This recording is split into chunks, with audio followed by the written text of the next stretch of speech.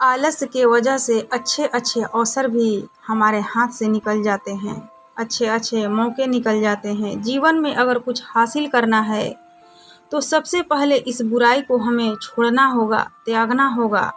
आलस्य से नुकसान कैसे हो सकता है, इस संबंध में एक कथा प्रचलित है। कथा के अनुसार पुराने समय में किसी आश्रम में एक गुरु अपने शिष्यों के साथ रहा करते थे। गुरु बहुत ही विद्वान थे। उनका एक शिष्य बहुत ही आलसी था। उसकी शिक्षा पूरी होने वाली थी, लेकिन वह समय का मूल्य नहीं समझ सका था। शिष्य आलस की वजह से आज का काम कल पर और कल के काम परसों पर और परसों के काम नरसों पर ऐसे टाल देता था। गुरु ने सोचा कि शिष्य को समय का महत्व नहीं समझाया तो इसका जीवन बर्बाद हो जाएगा। एक दिन गुरु आलसी शिष्य को एक पत्थर दिया और कहा कि पुत्र, ये पारस पत्थर है, इससे तुम जितना चाहो सोना बना सकते हो, लेकिन तुम्हारे पास सिर्फ 2 ही दिन हैं। ध्यान रखना इस बात को, इससे तुम्हारा जीवन सुधर जाएगा। मैं दूसरे गांव जा रहा हूँ, 2 दिन बाद आश्रम लौटूंगा। तब तक तुम सोना बना लेना, जितना चाहो उतना बना लेना। जब मैं वापस आऊँगा तो मैं पारस पत्थर तुमसे वापस ले लूँगा। शिष्य ने बोला, ठीक है गुरुजी। पारस पत्थर देकर गुरुजी आश्रम से चले गए। आलसी शिष्य पत्थर पाकर बहुत खुश हो गया। उसने सोचा कि इस पत्थर से इतना सोना बना लूँगा कि हमें पूरे जीवन काम करने की ज़रूरत ही नहीं पड़ेगी।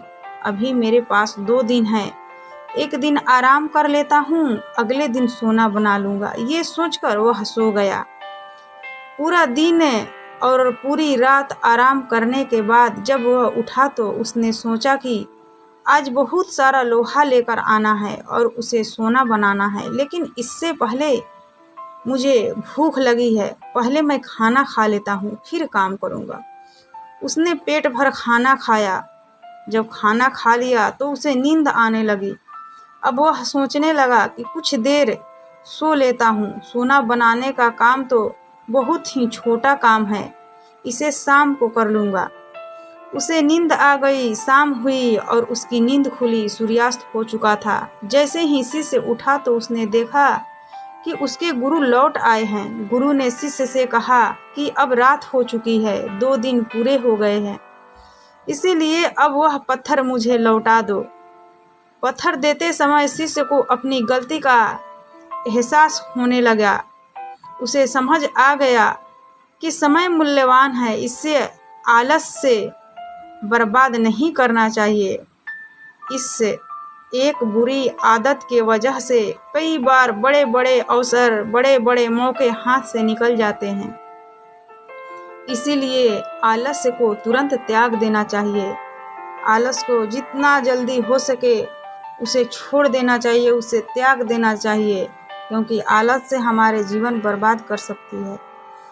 तो दोस्तों, ये कहानी आपको कैसी लगी कृपया हमें कमेंट करके कमेंट बॉक्स में ज़रूर बताएं, और साथ ही अच्छी लगी होगी तो अपने दोस्तों के साथ ज़रूर शेयर करें, ताकि और लोगों को भी ये शिक्षाप्रद कहानी सुनने को मिल सके।